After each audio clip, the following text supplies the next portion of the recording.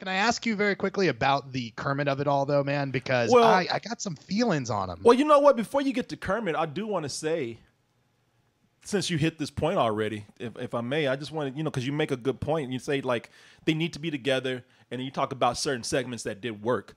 It feels like there's a lot of improvisation going on with this.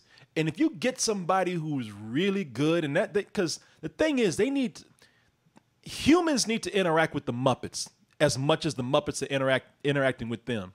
They need to pull them in, and they need to feel like they're having some natural conversations.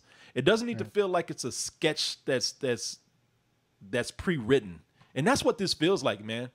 When you bring on people that can actually improvise very well, then yeah, it does well. And I have to see some of the later episodes to see how those are. But RuPaul was probably the best guest that they had on there because the environment they set up RuPaul in seemed kind of natural because it was an interview.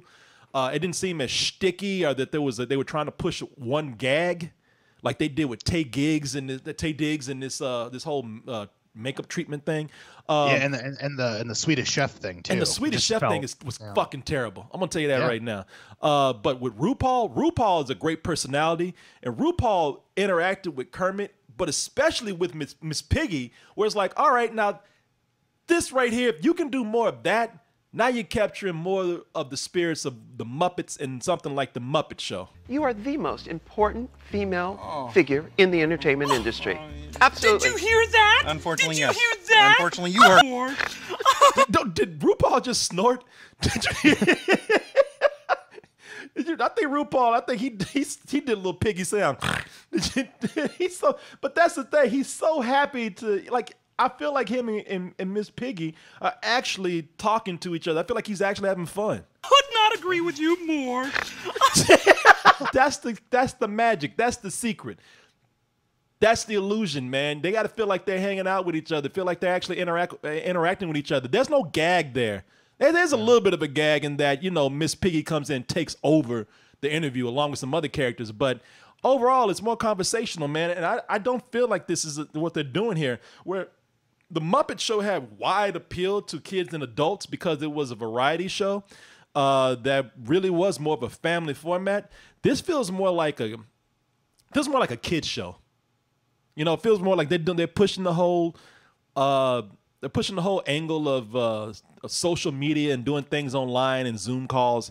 That seems a little timely, not timeless.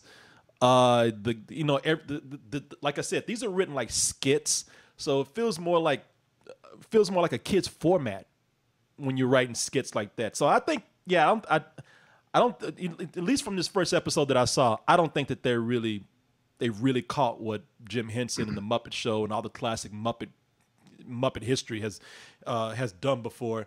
They're not doing it here. Yeah. I think you brought up at a tremendous point, man, which is timely versus timeless. Rainbow Connection is timeless. Him riding on that bike is timeless. The Great Muppet Caper is timeless. Like, no, but they really are. You know what I'm saying? Like, all jokes aside, like that hits an emotional bell for whatever reason inside me. Those things were meant to last. Whereas, like, the minute it becomes self-referential, like I'm one of the few people who actually really liked the Office type thing that they tried to do, but I'll be the first one to admit that the problem was that when you started relying on pop culture references, you date yourself immediately. It's not something that's going to hold up to the sands of time. And so they're not doing that necessarily here, but they are kind of leaning on the technology. But I wonder how much of that is by necessity. You know what I'm saying? Yeah. Like when hopefully they can all interact together, we get subsequent seasons of this. Will just them being together make it much better and much more coherent? I don't think we can really tell. You know what I mean? What's interesting about that clip too, let me tell you, is that as much as I don't like Kermit for most of this, that scene with him and RuPaul and Miss Piggy is the most I liked him, because that's the one time it really felt like Kermit to me.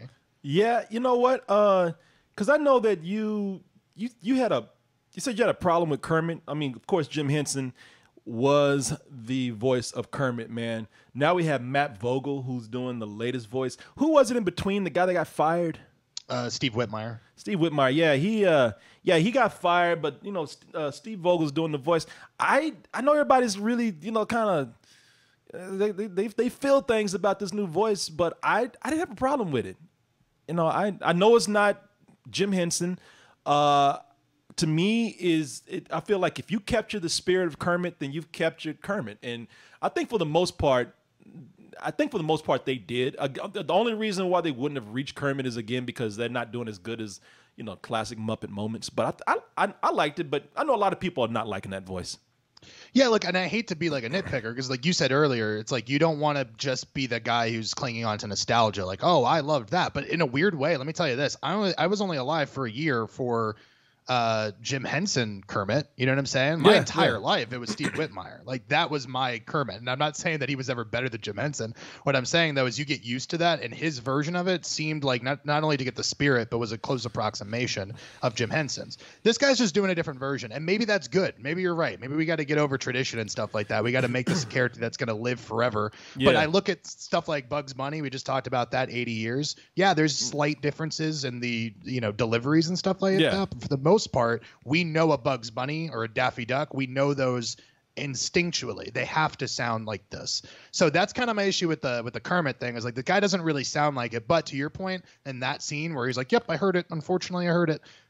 He nailed it. That really is the spirit of Kermit, just trying his best to hold on while everything is kind of unraveling behind him. I mean, I do give it to somebody in the chat where they said, this is Torik. Torik in the chat says, and I think he made a good point, because I think everybody does like a cool Kermit voice. He says, I feel like 10% of the population can do a spot-on Kermit voice. They somehow pick someone doing a bad impression. So, you know, because, I mean, look, everybody does a Kermit, and I think a lot of people can do. Kermit is one of the easier voices to do. Like, if I want to, I can do Kermit the Frog. You know, everybody does like and I'm not saying I'm great or talented. It's like a lot of people can do a Kermit. Some people are actually born with Kermit voices. You know, like, I mean, have you ever had that teacher that always came in and talked like this, and the class just laughed at him? You know, and he's like, "What's everybody laughing at?" "No, I'm serious. I can't help it. This is my voice." You know, some people who just talk like Kermit naturally. So I'd be so bad. It's like everyone could do a Kermit the Frog voice, but no one actually knows what it like. You're all tourist. Imagine being born with a Kermit the Frog voice, man. Yeah, because I had a couple of teachers, man, that came in. And, you know, the class is already like, they already want to with a substitute, but the substitute would come in like, "All right, class, my name is Mr. Johnson. I'd like for you to sit down and be quiet now." And the class like, "I'm not going to put up with this bullshit nonsense from you." You know, and it's like,